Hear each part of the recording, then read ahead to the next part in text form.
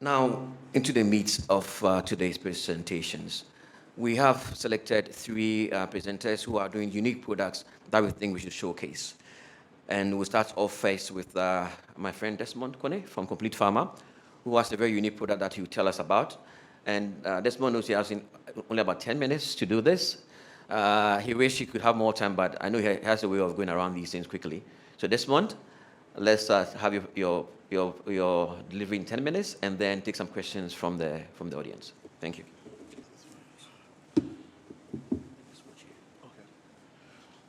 Good morning, everyone, dignitaries and ladies and gentlemen.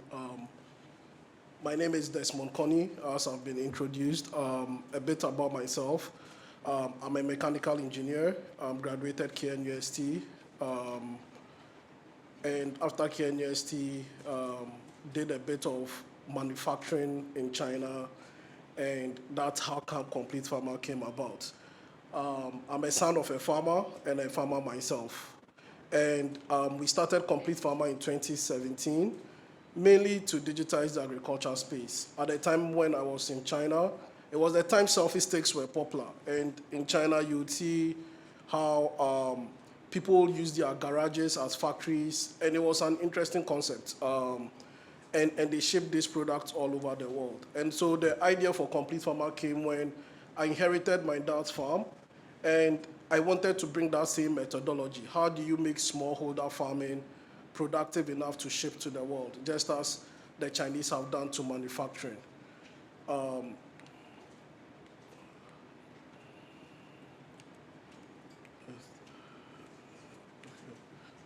Okay. So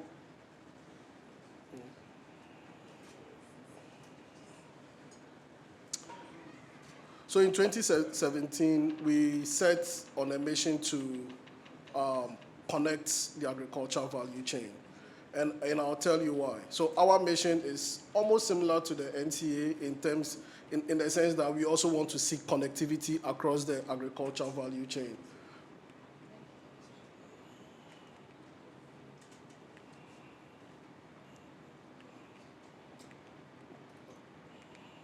For the sake of time, I'll try and go through this quickly. Okay. So basically, some of the challenges that we saw were, and I think most of us have farming backgrounds, and the challenge was when you talk to any farmer in Africa or in Ghana, to be specific, everyone tells you, I can't find access to markets. And because they are not able to find this access to markets, they are also not able to get the support from financial institutions to invest in technologies to improve their yield. So it creates a cyclic problem, right? And when you think about it, it's food. Everyone eats every day, so there should always be a market somewhere in the world. And then we decided to see on the demand side, those who eat this food, to see what are their challenges? Why are they not able to access our farmers here in Ghana? And you realize that a lot of them will tell you, look, we don't get the quality we want. We are not able to get access to the supply chain to reach them.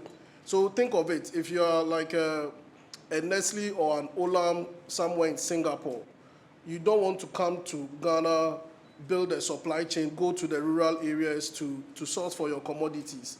And what this has led to is the prevalence of middlemen in the ecosystem. So this was the challenge that many farmers were facing. And so for us to be able to digitize the agricultural value chain, we had to build a solution that digitizes the entire chain and takes out this middleman from the value chain. I'll skip to our solution. So the solution we built was a digital platform, and it's a marketplace. But we digitized this platform for these various stakeholders, for growers in Ghana, and now also in Togo. And when we talk about growers, we mean the smallholder farmers. We also mean commercial farmers, and anyone at all who wants to enter into agriculture. So for the youth in university, they can come to our platform, rent land from landowners that have already been vetted, get a farm manager to actually do agriculture production. But the way the platform works is it's demand-led. So we first of all start by getting a buyer.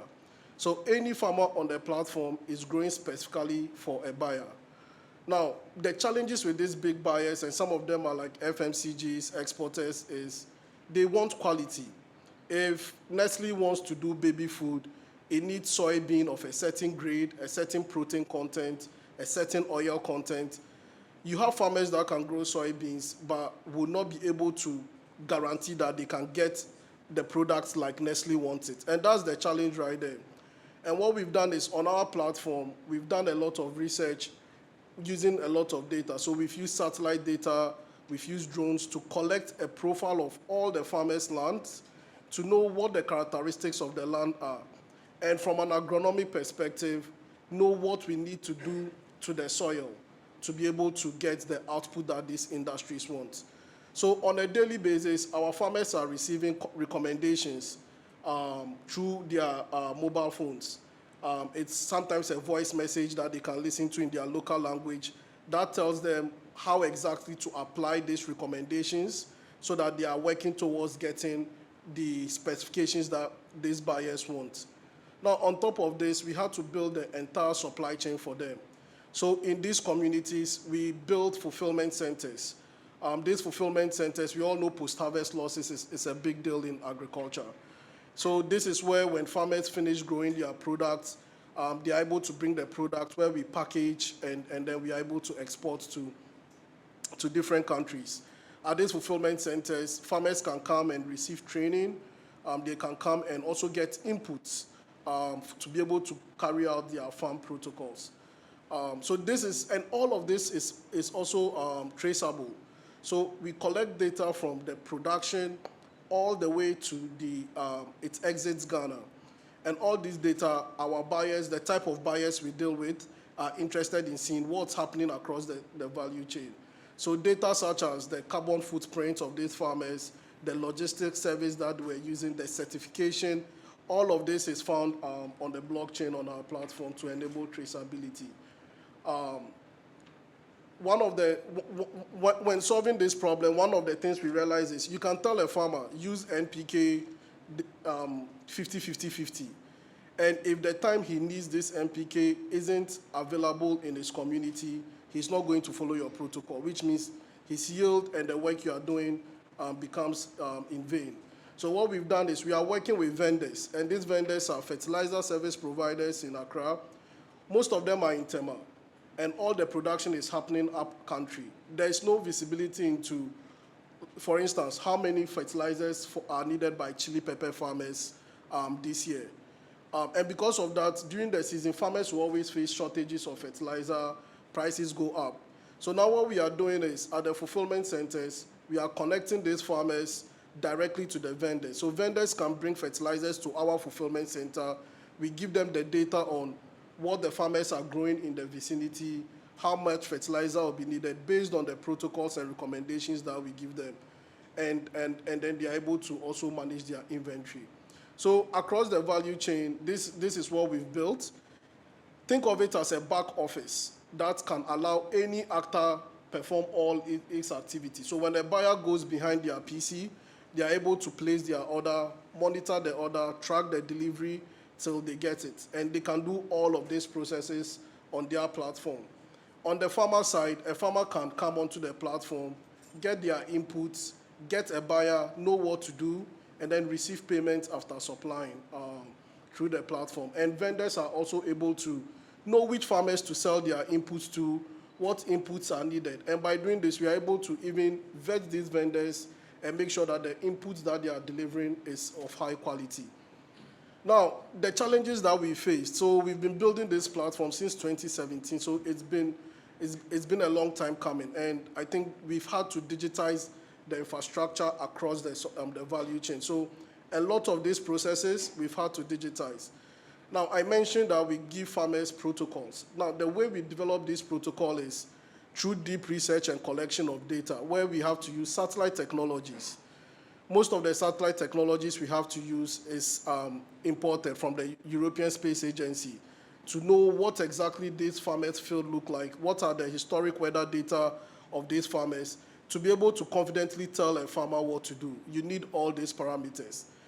And then on the ground, you always need to, there are certain data points that you don't get from satellites. So pest infestation, to accurately determine if a farmer is suffering from pest infestation, you need sensors on the ground. Now, some of these farmers are in remote communities where internet access can be a challenge.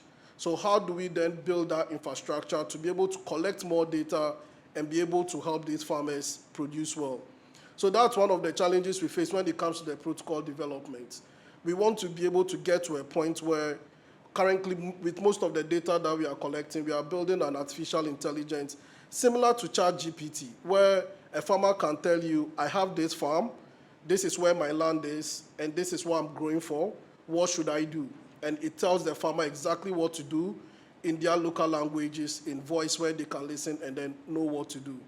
So that's really where we want to build our infrastructure up to.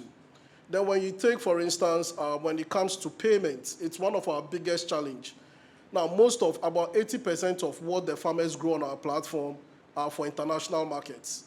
Now, for these buyers, they are not looking to, for one buyer, you may have to aggregate 200 or 300 farmers to supply. They are not looking to make 300 transactions to each individual farmers. So how do we get the remittance from a buyer and then be able to disburse into farmers' accounts? We all know most farmers in Ghana don't even have bank accounts. And I can tell you some of these farmers are even richer than us here in Accra. An average of 3 acres, a farmer farming chili pepper for 3 acres will receive about $6,000, which is currently about 72,000 cedis. Most of these farmers don't want to receive this amount in their mobile money wallet because of the limitations and restrictions on their wallet. Because when they sell, they want to go for a funeral, they want to go for a party, and these limitations sometimes makes payment difficult. So currently we have to pay them cash. So we have agents carrying cash in their backpacks on motorcycles, going to these communities to pay farmers. So these challenges limit our ability to scale, because the more farmers we get, the bigger the risk, right? So these are some of the challenges that we have. And then when it comes to visibility of the market, for us to be effective in planning how the supply chain would act, we need to be able to know what's going on in the outside world. For instance, the approach farmers take to food is, oh, it's food, so let me grow and somebody will buy. But that's not how it works in the outside market. If I were designing a phone or I was designing a product, I'll do some market research. Farmers don't have access to this data. So our farmers are producing in the hope of selling. Because when you want prices on the commodity market, international price for ginger, potatoes, and some of the commodities that our farmers grow, there's no availability to see this type of data. So this creates a challenge in how we design the value chain, and how we can empower our farmers to produce more, be more competitive, and be able to earn more income. And I think the solution is by being able to effectively connect all the various stakeholders, from the buyers to the farmers to the vendors. There has to be an integrated approach where everyone plays their role, knowing what is going to be upstream across the value chain to be able to be effective. Thank you very much. Thank you. Hold on, Desmond. I know he actually will need more time, but what we may want to do later on is to bring back these guys to have a much more detailed session where they can talk more about what they do. But for now, though, if there are any questions, kindly put up your hand. We'll get you the microphone, and then Desmond will give you the answers before we go to the next presenter. Yes, Ken. So I'm a farmer, but so I've been looking on to get to your platform, and I don't seem to see any app on the iOS or the Play Store. So how are you doing this? How are you going to be able to deal with the farmers I deal with in Abutiakota who would not have any of these devices, to be able to do all the things that you do with Complete Farmer? Thank you. So on the farmer side, what we've had to do is to build interfaces specifically for the various demographic of farmers. So for commercial farmers, when they reach out to us, we send them a link to join the app. So you could just request a link, or you can call the Complete Farmer office and you can join the application. For smallholder farmers, we all know they don't have access to this. So for smallholder farmers, we have an agent network. So for a farmer in any rural part of Ghana, we've digitized the process for the agent. The agent goes to the field and then assist them with the protocol and what they need, and also is able to interpret the recommendations for them. And then if you are a student or someone who wants to go into farming, then you can go into our website, to our website, and try to sign up as a grower. And there you have access to a digital dashboard where you can see access to what people have, lands that people have listed in the various areas, farm managers that we got from the agri-training institutions, to be able to then start your farming journey as well. Anybody else? One more question? Okay, then we'll end up with Desmond. Yeah, I have a question. Good morning. Good morning.